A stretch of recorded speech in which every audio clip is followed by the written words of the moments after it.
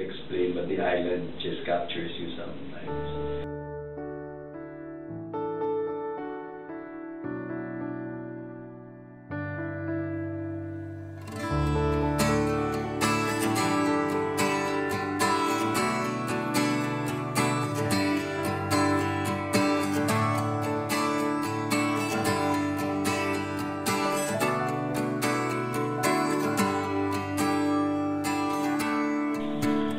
Hi, I'm Javi Alpasa. I'm a Jesuit social entrepreneur. I'm a passionate advocate of social enterprises. And I'm also advocating for Kawil Tours, which is an authentic social enterprise empowering the people of Colon and advocating for environmental conservation and tourism, which is a key to national development. I'm Guido Sarjal. I'm a tourism advocate, advocating local tourism and empowering of communities. Hi, I'm Jun TD. I'm an entrepreneur and I'm advocating for Kawil Tours. Isla Colon used to be the world's largest leper colony. People used to fear the island. People used to avoid the island. A century after, it has been declared leper-free. Now we invite you to Isla Colon. Not only to enjoy the beaches, not only to snorkel and explore the virgin coral reefs and coral gardens, but also to experience a meaningful journey.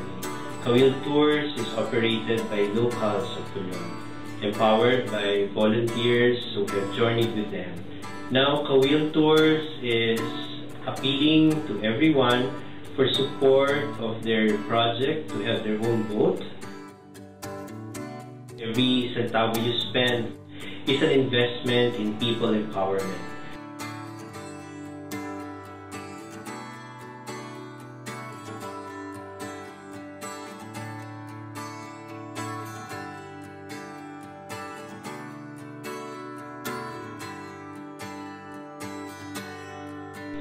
I'm Elimar.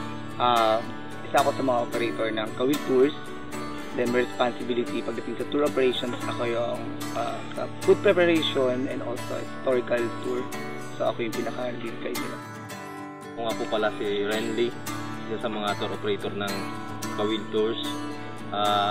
Bali ang pinaka-responsibility ko po is yung pagdating sa island hopping, explain ng itinerary, safety, sa mga safety sa paglangoy, mga sign language sa diving, then yung pinaka-hit po sa lahat yung safety ng guest.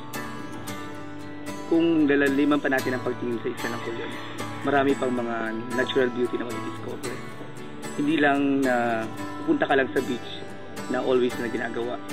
Pero pag sa Colon ka, parang isang little Philippines na andun na lahat eh.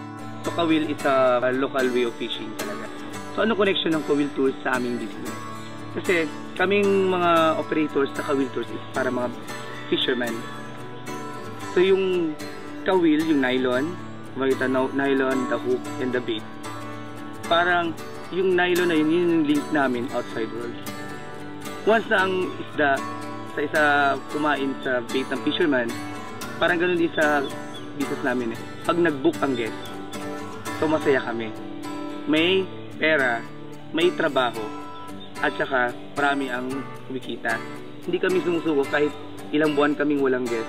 Pero iniisip namin kasi kailangan namin ito. Dahil hindi lang kami ang nabibigyan ng trabaho, kundi yung community mismo ng Colon. At ang Kawil Tours, what we're promoting is responsible tourism. We make it sure na every tour operation, every step of our guests in every destination, napopromote namin general welfare of the community. For example, katulad ng boat na nire-rent namin, so kumikita si Manong kapitan ng boat at saka yung kanyang boatman. So yung mga tour guides namin are out of school youths and students. Then yung mga food na piniprepare namin, yung iba galing pa sa mga nanay sa Colon. Sila nagluluto.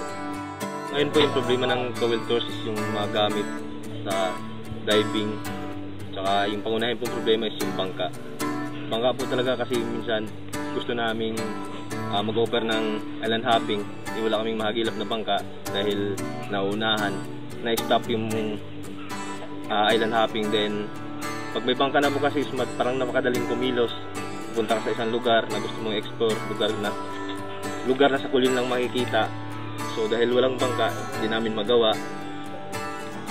Yan guys, hinihingi namin ng inyong suporta na mag-donate sa aming Spark Project para naman matupad namin yung aming pangarap na magkaroon ng sariling bangka. At for sure naman na magkakaroon kayo ng discount sa Kawil Tours at magkakaroon ng mga freebies mula sa amin.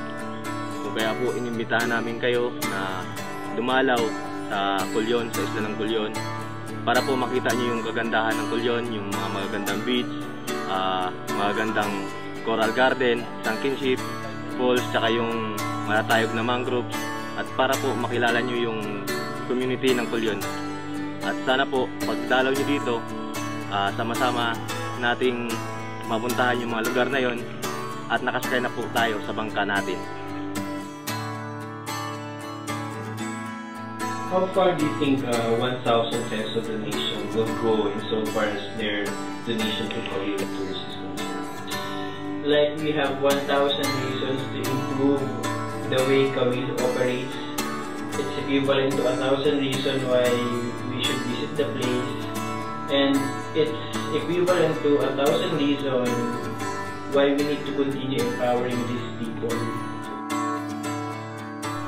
This is our Spark Project. This is our Spark Project.